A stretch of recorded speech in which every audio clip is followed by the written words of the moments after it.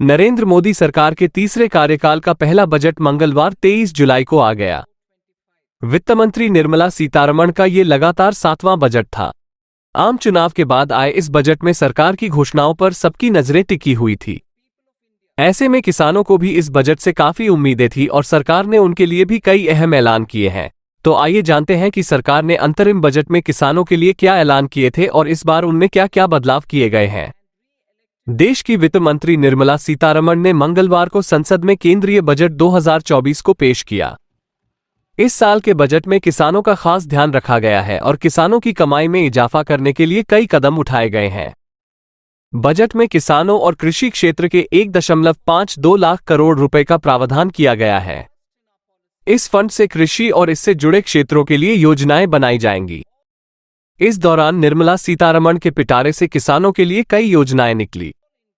Budget 2024 में केंद्र सरकार का फोकस कृषि की बुनियादी ढांचे को मजबूत करने, कृषि में तकनीकी को बढ़ावा देने, प्राकृतिक खेती की ओर किसानों का रुझान बढ़ाने पर रहा है। लेकिन बजट में प्रधानमंत्री किसान सम्मान निधि की राशि में बढ़ोतरी और एमएसपी को लेकर कोई घोषणा नहीं की गई है। सरकार ने किसानों के लिए पिटारा खोल दिया है। डिजिटल सार्वजनिक और संरचना यानी कि डीपीआई, देश के 400 जिलों में डीपीआई का उपयोग करते हुए खरीफ फसलों का डिजिटल सर्वेक्षण किया जाएगा। 5 राज्यों में जन समर्थन आधारित किसान क्रेडिट कार्ड जारी किए जाएंगे। झींगा मछली बूस्ट स्टॉक के लिए केंद्रीकृत प्रजनन केंद्रों का नेटवर्क स्थापित करने के लिए वित्तीय सहयोग उपलब्ध कराया जाएगा। ग्रामीण अर्थव्यवस्था की वृद्धि और रोजगार सृजन में तेजी लाने के उद्देश्य से राष्ट्रीय सहयोग नीति तैयार की जाएगी।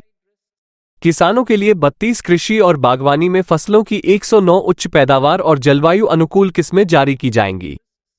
आवश्यकता आधारित जैव इनपुट संसाधन केंद्र स्थापित किए जाएंगे। देश भर में 1 करोड़ किसानों को प्रमाणीकरण और ब्रांडिंग के माध्यम से प्राकृतिक खेती की शुरुआत की जाएगी। आइए जानते हैं कि अंतरिम बजट में क्या ऐलान किए गए थे। अंतरिम बजट में वित्त मंत्री ने फसल कटाई के बाद की गतिविधियों में निजी और सार्वजनिक निवेश को बढ़ावा देने का ऐलान किया था। इसके साथ ही सभी कृषि जलवायु क्षेत्रों में नैनो डीएपी के इस्तेमाल के विस्तार की बात कही थी। तिलहनों के लिए आत्मनिर्भरता हासिल करने के लिए आत्मनिर्भर तिलहन अभियान शुरू करने का ऐलान किया गया था। डेयरी विकास के लिए व्यापक कार्यक्रम बनाने की बात भी वित्त मंत्री ने कही थी। जलीय कृषि उत्पादकता बढ़ाने, निर्यात दोगुना करने और अधिक रोजगार के अवसर पैदा करने के लिए प्रधानमंत्री मत्स्य संपदा योजना के कार्यान्वयन को आगे बढ़ाने की चर्चा की गई थी। मत्स्य पालन के क्षेत्र के लिए 5 एकीकृत एक्वा पार्क स्थापित करने का भी ऐलान वित्त मंत्री ने किया था।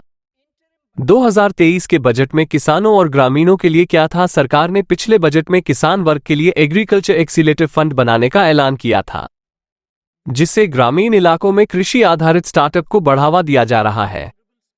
भारत को श्री अन्न का ग्लोबल हब बनाने के लिए Indian institute of millet research Hyderabad में रिसर्च को बढ़ावा दिया जा रहा है। पशुपालन, डेयरी और मत्स्य पालन के लिए 20 लाख करोड़ के कृषि क्रेडिट का ऐलान किया गया था। साथ ही पीएम मत्स्य संपदा योजना के तहत विनिवेश का लक्ष्य तय किया गया था। इसमें मछुआरों, मछली वेंडर्स और मछली पालन से जुड़े छोटे और मध्यम बिजनेस और सप्लाई चेन को बढ़ाने में मदद की जाएगी। पीएम किसान सम्मान निधि योजना के तहत देश के 11.4 करोड़ किसानों के खाते में 2.2 लाख करोड़ रुपए जमा किए गए थे।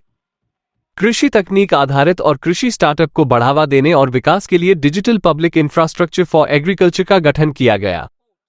देश में 63,000 प्राइमरी एग्रीकल्चर क्रेडिट सोसाइटी को 216 करोड़ से कंप्यूटराइज किया जा रहा है।